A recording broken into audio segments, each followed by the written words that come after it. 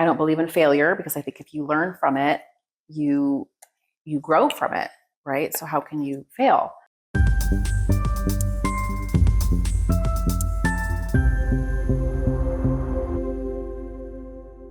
Hey everyone, thanks for joining me. My name is Reesa and I'm your host.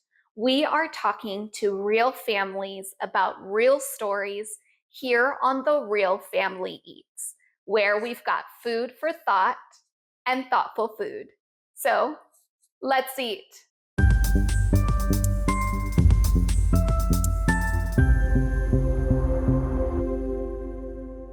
Welcome back, everyone. Today, my guest is the lovely Julie. Julie, thank you so much for being a guest on the show today. Thank you for having me. Yes, I am very excited to chat about your story as well as your recipe. Mm-hmm. But before we get started, for anybody who doesn't know you, can you introduce yourself for us? Absolutely. So I'm Julie Seal-Gaustad with JSG Action Coach. I'm a business and executive coach, and I'm located in Temecula, California, and I serve my clients all over Southern California. And just happy to be here and be able to talk with you about, business and life and share a recipe. But, for those of you out there, if you're interested, I work with business owners who are, they've taken their business as far as they can on their own, and they're ready to work with someone to take it to the next level. They don't know how to get it to the next level, and they're ready to work with someone who can help them get there. Perfect. So now's a perfect time then for our shameless plug section. Yes. So where can people find your services? How can they get in contact with you? Sure. Tell us everything. Yeah. So my website is jsgactioncoach.com. And I'm also on Instagram at jsgactioncoach. And on the website, there's a contact form, or feel free to DM me. Perfect. Wonderful. So I know you're also, you're wonderful on the business side. You're also a mother as well. And so that's a very different hat that I'd love to kind of explore today as well. Before we get started with that though, what recipe are you sharing with us today and why did you choose that one? Yeah, I'm so excited. Thank you for this opportunity because it's this recipe itself is a family recipe. And also it's something that my son and I do together. So I was like, oh my gosh, this would be so perfect for this. But this is Nana Kate's banana bread. And she will be so thrilled when she hears this podcast and is able to know that she's going to be a celebrity now. Wonderful. But, yes, shout out to Nana Kate. Nana Kate, yes. So this is Nana Kate's banana bread. And it's important to me as well as my son because this is a recipe that we do together. So Dylan loves making his banana bread. And I'm telling you, his banana bread around the neighborhood and at school and amongst our friends and family is famous because it's literally, I like to say it's because of Dylan's love and because of what he puts into it. But this recipe is seriously like the most, I hate this word, but moist banana bread that I've ever made and that I've ever had. Yeah. So I'm excited to be able to share it today. Well, that's really awesome. And what I think is so interesting because, I have a banana bread recipe that was passed down on, my end too, but it's so different than yours. And so it's just, I think it's amazing. Isn't that funny? Yeah. You think it's like banana bread, like how many variations could there be? Exactly. But apparently there are. So, yeah. So I'm really excited to try this one because I haven't tried this one. Okay. So, tell me the steps, kind of walk me through it so that I can get to mixing while we chat. Love it. And I was sharing with you before we started, hats off to you because when I have been making this for how long and I have to still have the rest, my mother's email is printed and in front of me and I'm just like, okay, nobody talk to me. Okay, Dylan, what does it say next? So hats off to you for being able to talk and cook or bake at the same time. So first we crush the bananas. There's 3 or 4 bananas. Ideally, they're super ripe. Like I'll even pull bananas out of the freezer that drives my husband crazy because I've got like 50,000 old bananas in there. I'm like, there's a method to the madness. Exactly. So 3 or 4 mushy bananas and you'll mush them up on a plate. And then you're going to mix your wet goods together. So the oil, egg, and vanilla and sugar you'll put in together. Ideally, you do the sugar and the oil first. Perfect. And then add the egg and mix that. And I think, too, the more you mix it, the better because it's kind of like the fluffier it gets. again, it's science. I don't know if this is it. That might be the moisture part. Who knows? And then add in your vanilla. Okay. Mix that together. And then fold in your bananas, mix that together, and then you'll add in all of your dry goods. I do add cinnamon. So you can add cinnamon, you can add nutmeg, but with your dry goods will be the time when you want to add any of those kinds of festive seasonings. Wonderful. And then if you want, which is my son's favorite, he's going on 7, by the way, but my son's favorite is adding in chocolate because everything's better with chocolate. Right? Absolutely, 100%. Yes, and then mix that in and you bake on, I think it was 325. See, I don't have it in front of me. Look, I remember 325 for 50 minutes. Okay. And then I would just check it with a toothpick, and if there's nothing on it. Another trick is when you are done baking, take it out of the pan. Make sure you spray the pan with oil. But, out of the pan, and I let it rest for a little bit and just kind of feel it. When it's still warm, wrap it in saran wrap and then wrap it in foil and just kind of let it set and or eat it right away. But that also is another moisture tip. Okay, yes. Wonderful. Well, thank you for all the hot tips. Yes, you're welcome. Thank you, Nana Kate, for the original hot tips. Absolutely. Yes. So I can absolutely do those things. I'll get it going while we chat. Okay. I know one of the things that I'm so thankful that you're willing to talk about, because I've heard it from so many parents, is that you had a little bit of a decision to make that you were kind of struggling with. Yep. So can you walk us through what that decision was and maybe what was going on for you? Why was it a difficult decision? Yeah. Yes. So, my son being in kindergarten and where we are, it was half day kindergarten. Okay. And so the decision to put him in an after school program was fairly simple because my husband works and I have my business and, I'm serving my clients, and I'll typically end my day by 3. So I have, I've had my set hours, and that's the beauty of having your own business, right? Is that you get to determine your hours, you get to determine who you work with, you get to determine all of that, right? And you can you have your personal goals, and then you design your business to fuel those personal goals. So of course, I had my first business, which I sold a few years ago, and now being a business coach, that's what I coach my clients to do, right? So to be able to do that? Yes. So here I have in my head, like, okay, kindergarten, that works out because my ideal day is I end at 3 and then I go pick him up from the after school program. And, since he was born, when I had my first business, I was able to take, 2 months off after I had him, and the business ran itself with my team. That was the first year that we hit $1 million in revenue, was when I was gone. And I was like, noted. Wow. Bye. That's a real ego. Right. I'm like, y'all are doing fine. But, I was able to take 2 months off. And then before he went into kindergarten, I set my hours a certain way and took 2 vacations a year. And I had Fridays off with him until he went to kindergarten. So I've had this sort of in my head, like, this is what I want from motherhood and my experience. And this is what I want for him too, to be able to have that time. And so that's, since he was born, is what I have had in my mind. Okay. And even, setting my 5-year goals, my 3-year goals, my 1-year goal, all of that in the personal side was always like, I want to be doing this. I want to volunteer in his classroom. I want to be able to pick him up, take him to school, and pick him up from school. And it came to first grade, and first grade is, all day. Yes. It's full day. So mama's got a decision to make, right? And my husband, he's such a wonderful partner, and we, he takes my son to school, and then I pick him up. And real collaboration there. Yes. Oh, for sure. Yes. A lot of communication, calendaring.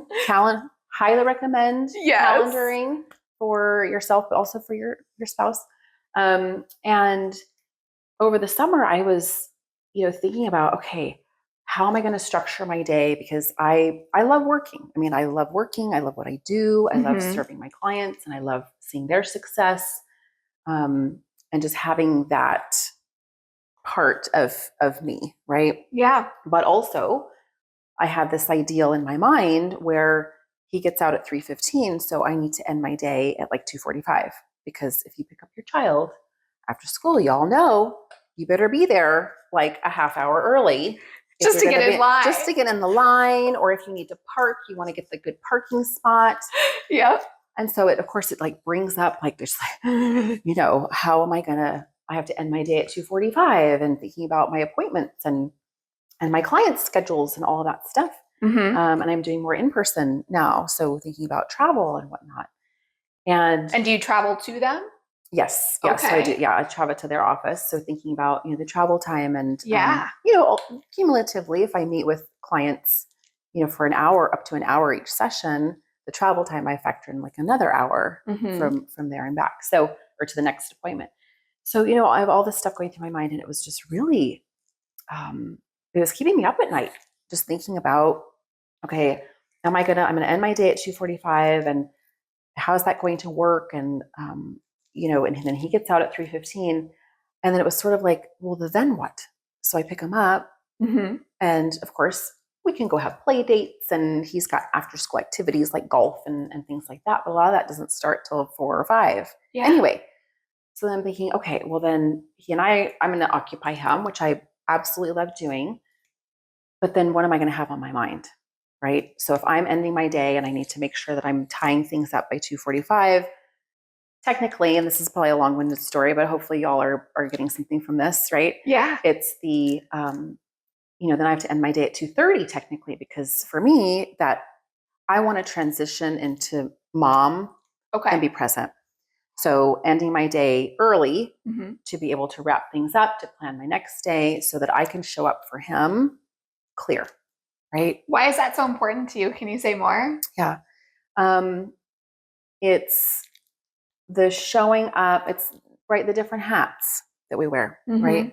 And it's the showing up, right. When I start my day and I'm intentional, and 9 a.m. I start with my client appointments, or I start my office day or whatever. Yeah. It's transitioning from sending the family off to, okay, business coach, business owner mode. And that's where I'm at, and being present, right? Being present for that. So then when I'm ending my day and I'm going to pick up my son, it's giving myself that transition time to stop, finish up any loose ends that may just weigh on my mind or my heart, and be able to come present for him. Gotcha. Yeah. So it's something that there was a book, High Performance Habits, Brendan Burchard. I don't know if you've read that one yet.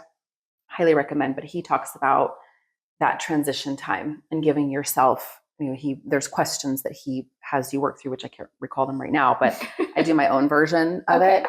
And he talks about that transition time. So you're not feeling always just in this space of like the next thing and the next thing and the next thing. It's, who needs me to be on my A game right now? So it sounds like in that instance, though, being able to maybe give to whomever, like you said, needs me in that moment, my full capacity versus being split amongst all the hats, like you mentioned, and maybe everybody getting just 25% of you versus the 100. Is that? Yes. Yep. Gotcha. Okay. Well, and how do I want to be? Right. It's who do I need to be able to do what I need to do to have the relationship that I want with my child, or with my husband, or with my friends, or being here today. Right. It's just, how do you need to show up?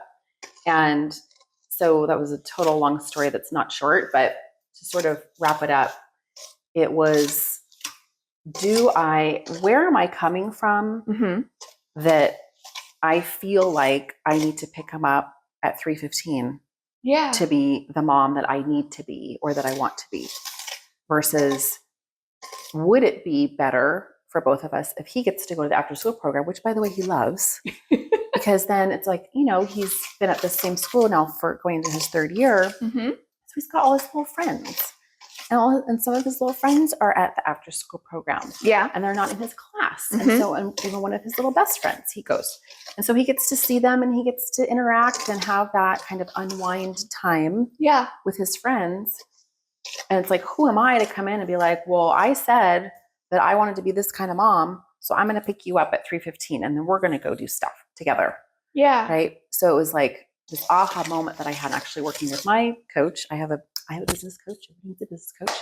And, just talking through that with her, we looked at some of the numbers and like how many, more clients could I serve, having that extra half hour. And maybe, like, does it have to be an either or? could it be a both and, where, he goes to the after school program 4 out of 5 days a week or 3 out of 5 days, or I get to decide, right? Like today, Friday, I'm going to pick you up after school and we're going to go do these fun things together. Yeah. So I decided that I wanted him and I to have that both and. So, yeah, but it was like I had to look at myself and think, okay, where is this coming from? And is, 5 years ago when I'm looking at my personal goals, right? That, okay, I want to work so that I could pick up my child after school. Well, here I am. And maybe 5 years ago, what I thought I wanted, or that I wanted for him, or that I thought would be best, isn't necessarily, it's not that fully, right? It's that both and, where it's like, you can have both. And of course I pick him up sometimes now and he's just like, oh, and I'm like, well, shoot, I can go to Nordstrom and come back if you want. And he's like, no. Yeah. But he loves it. And it's like, great. And then I get to have that extra half hour and just to wrap things up. Or if I do get finished, I just let his teacher know, hey, I'm coming, or whatever. Yeah. So, yeah. I'm really curious for you, because you said that this was a decision even that was kind of keeping you up, because it sounds like you had a very specific kind of narrative in your head of what you were going to be like, how you were going to show up as a parent. Can you walk me through a little bit about what was that construct for you? Like, what was that narrative that you had? Yeah, I don't know exactly. I still haven't really dug in, like, where did that come from, right? What I can say is that because historically, this is how my son and I have been, right? Where, I've had at least one day off with him every single week for, I would call it, mommy and D time. And then, moving into kindergarten, where it's like, okay, that, I didn't have a choice, right? Yeah. I mean, could I have worked until 12:55 and then whatever? Yes. But, I want to be able to have both. And of course, it goes back to that whole thing. Like, he loved going. And he'd be there, for a few hours, and he loved going and they have activities, whatever. So this construct of, is it, trying to be the perfect mom, where I'm like, okay, I have these hours, and isn't it beautiful that I get to be in business for myself and structure my own schedule, and then I can be done at this time, so then I can go pick him up at this time, and then I can be the perfect mom, and we can go and do the things. Yeah. Versus, is that what he wants? Right? And am I still a good mom, and he's still a wonderful child, and we can have both? Yeah. Right? Yeah. And it sounds like for you that there was this maybe archetype of, because I heard you mention a couple times, that perfect mom. And so for you, because I know that's something that I've struggled with, that perfectness. Exactly. Right. I've heard that from other parents. And so I'm really curious, like, for you, where were you getting your definition of perfect mom? I don't know. I think probably my own, I grew up, my mom was home until maybe fifth or sixth grade, maybe fifth grade. Okay. And not that that's necessarily perfect, but maybe that's what I knew. I think too, we often compare ourselves, right, to what others might be doing, and doesn't that seem dreamy? But I think it also, I had this vision in my mind that I get to decide, because this is, it's going back to like setting up those personal goals, right? Where I shared with you, I always do, like, every quarter we do quarterly planning, and we do a quarterly planning workshop with our clients and with other local business owners. And in that pre-planning process, you look at, okay, 5 years, it's 5 years from now. What does my life look like personally? And you get really specific, right? How many hours do I want to be working? What am I doing? Where am I going? What is my son doing? What kind of car am I driving? Like, what are those things that you want to have? Yeah. Things, or, it could be things, it could be spirituality, it could be family, it could be whatever you want to have. And then what does my business look like then 5 years from now, so that I can have those things? And then you do, okay, then 3 years from now, what does my personal life look like? 1 year from now, what does it look like? And even like how much you want to make, or how much do you want to have put away in your retirement, and all those things. And since he was born, like when I do that activity every single quarter, I mean, I missed a couple quarters, right? Not perfect. This is real. Right? Yeah. In the pre-planning process. Right? I always have a quarter plan, but the pre-planning, I missed a couple times.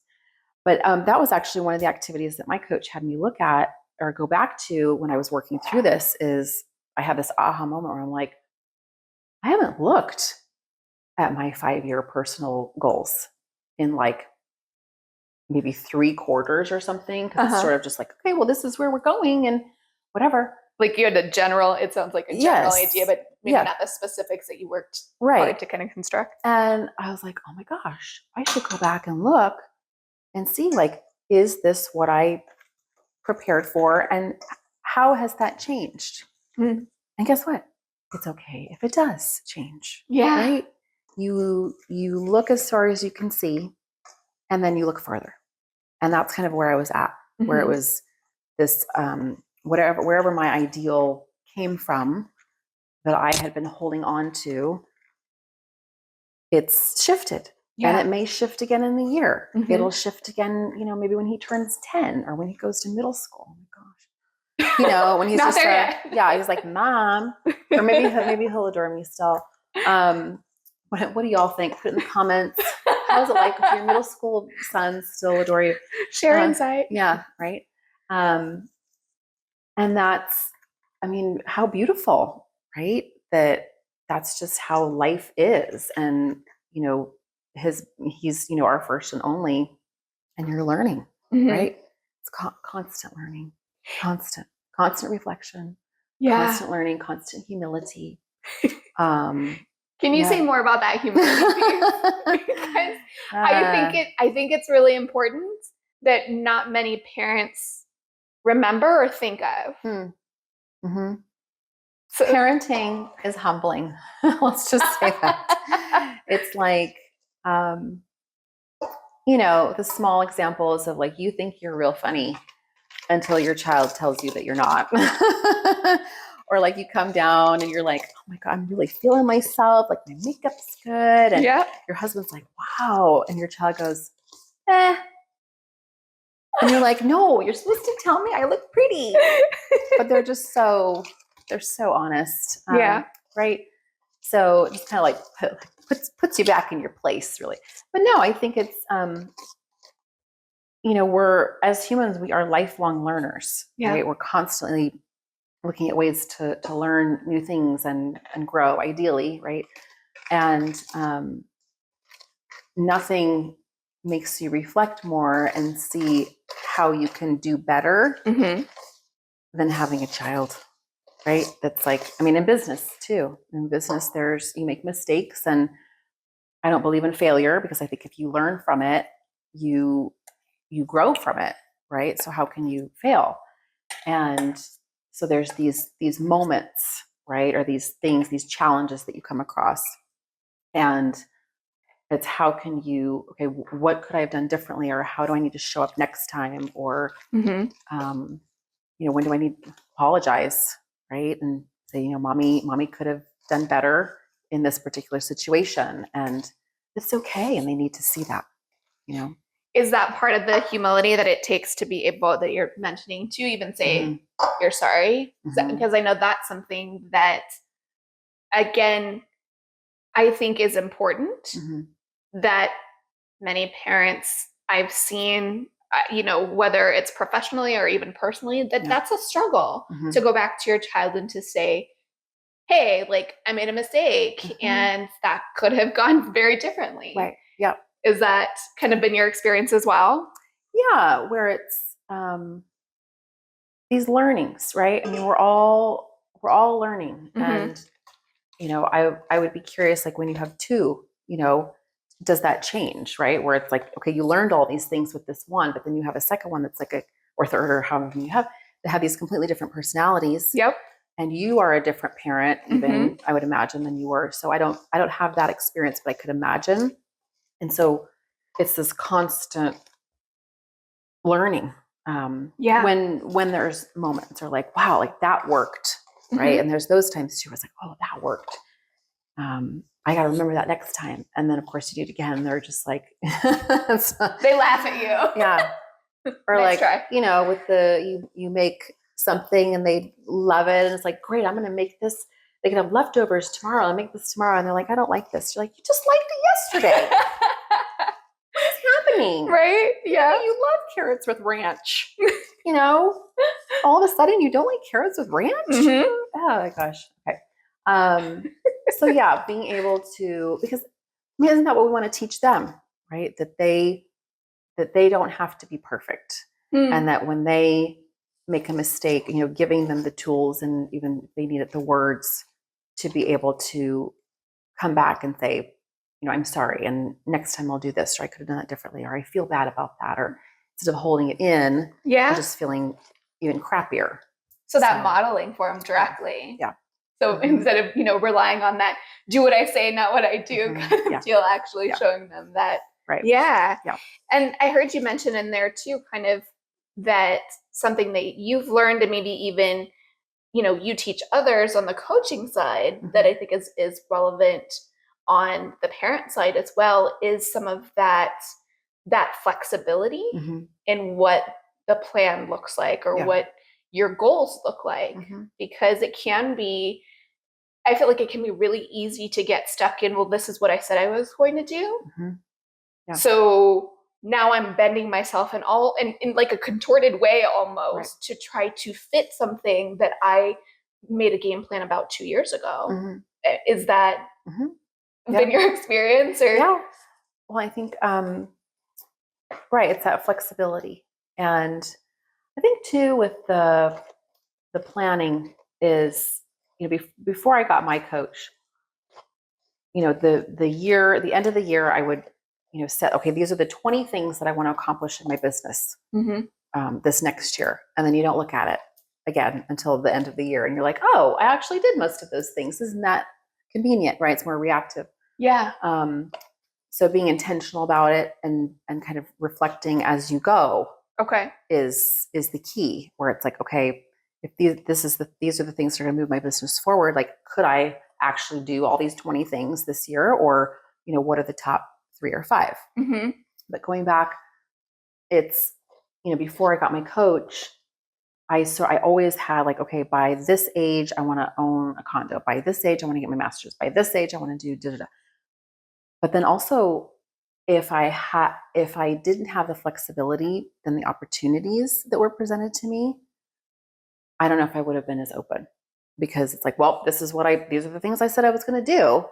Or this is what I said I was going to do by this age or in this amount of time, where, I had no idea I was going to start a business. I mean, that was never in my family. They weren't business owners, and teachers and cops and ministers and right. And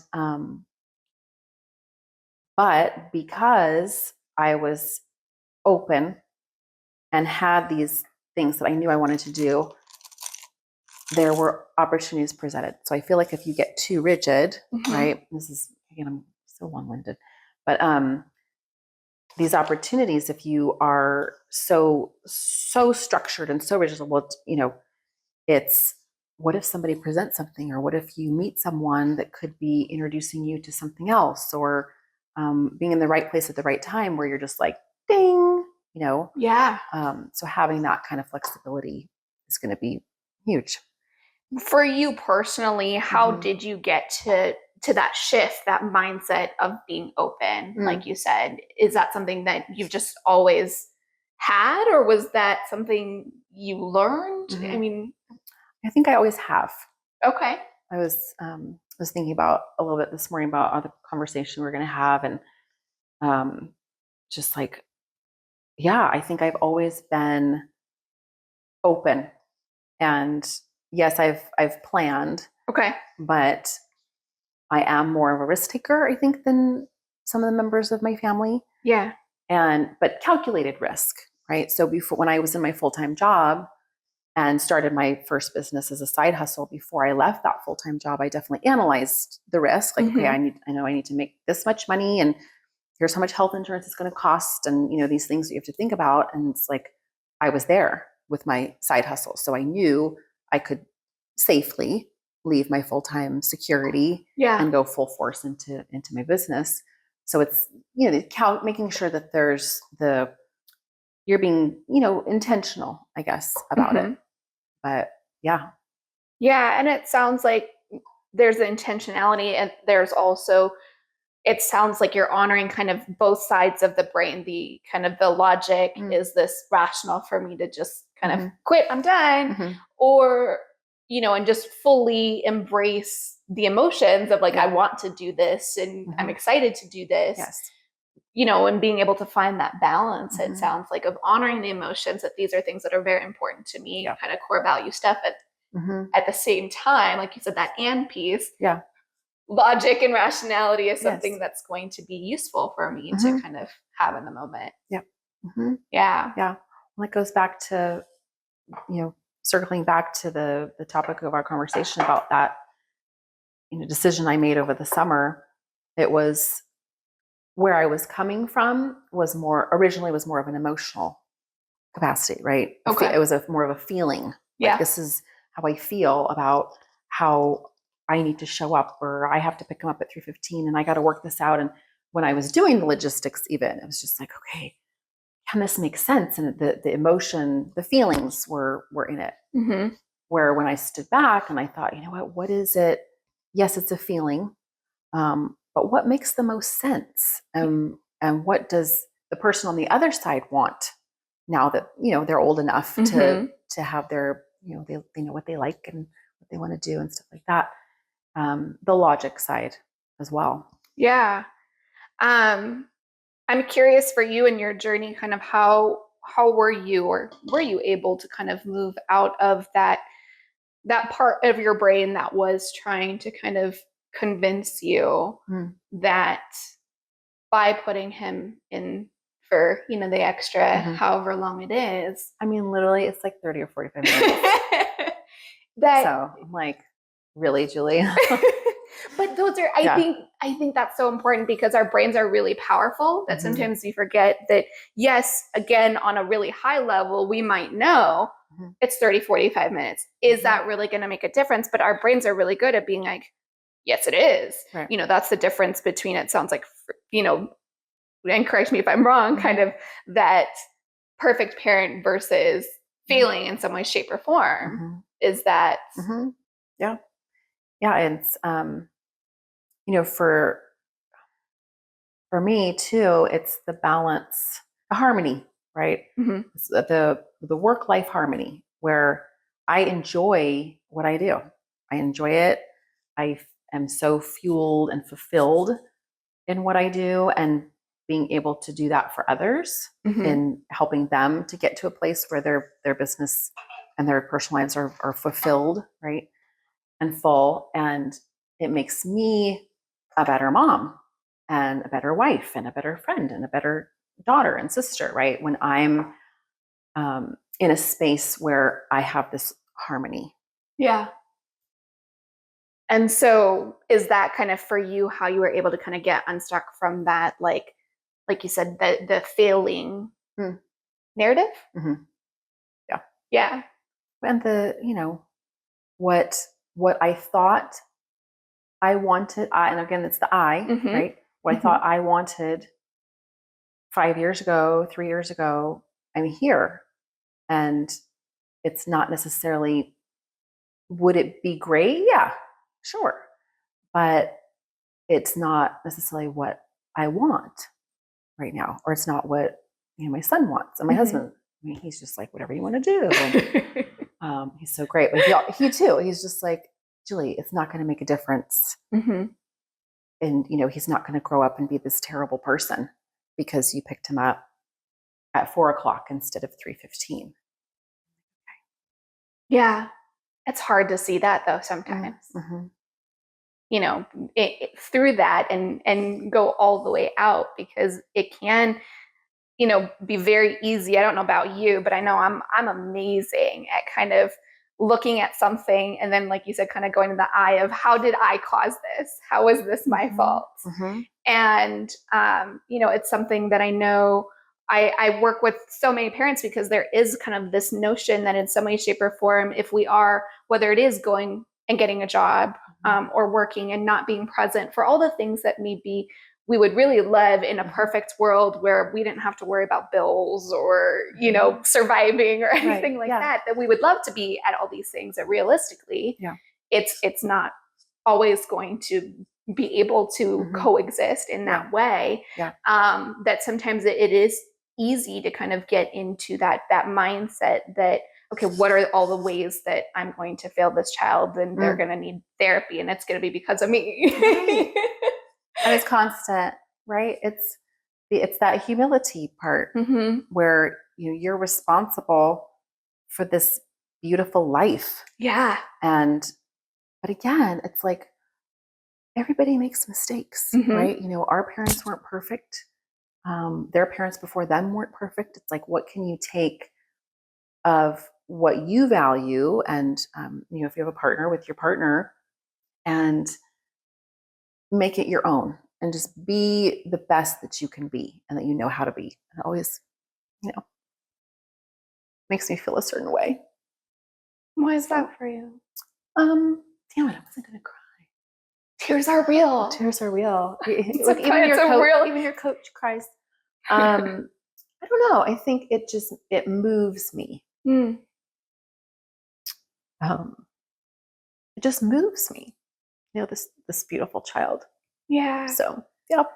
I mean, it's such a palpable thing when you hear people talk about it being like your heart outside your body. Yes. I mean, I don't know about you, but I absolutely identify with that. Oh yeah. Yeah. It's wild. It's a ton of pressure. It is. Yeah. Yeah. But we do the best that we can, right? And I think it goes back to, at least for me personally, right? Like when we are together, how do I want to show up? Yeah. And that goes back to the picking them up at what time, right? Where I know myself and I know if I have to, okay, just this one more thing. Okay, this one more thing. Oh shoot, now I'm going to be late. Now I have to go get it, right? Versus, okay, cool. I'm going to still end my day at 3 and I can close up and do the things, and then I can go pick them up and be who I want to be and show up how I need to show up to make the most of our time together versus, just because I have to, or there's something in me that says that I have to. And, I know that there are parents that have to do that. And I think my, the book that I recommended earlier, High Performance Habits, I think that would be a great resource where, some people, I feel like I have a luxury that way and not everybody does. And, but being able to, like, even if it's 2 minutes in the car, just stop and think, and how does my, son or daughter or multiples, right, need me to be on my A game right now? And there's, write down things that you just want to get out of your head and think about later or whatever. But just, making the most of your time. And we're not perfect, right? I still show up sometimes. I'm just like, but not as often as I would otherwise. And it sounds like for you, because you had already built this habit of kind of ending your day at this prior time, that it was easier for you to kind of keep that consistent, to then be able, like you said, to practice more of these other new skills that you had brought on board of your almost, it sounds like a ritual of how do I kind of close one door into the next, and allowing work to be work and home to be home, which is such a important skill, but it's a very hard skill. Yes. What's a work in progress, right? We're all a work in progress. And sometimes you need to check yourself. But yeah. Yeah. And I think what I also heard you say earlier as well is also, yes, we are going to make mistakes, but that openness, that humility, as you mentioned, to be able to, one, own that, and then take that reflective, what can I change? What is in my control to be able to continue growing versus just kind of sitting, well, I don't know anything else. So this is just what I'm going to keep doing and kind of hoping that it changes, even though we're not changing. Right. Instead, it sounds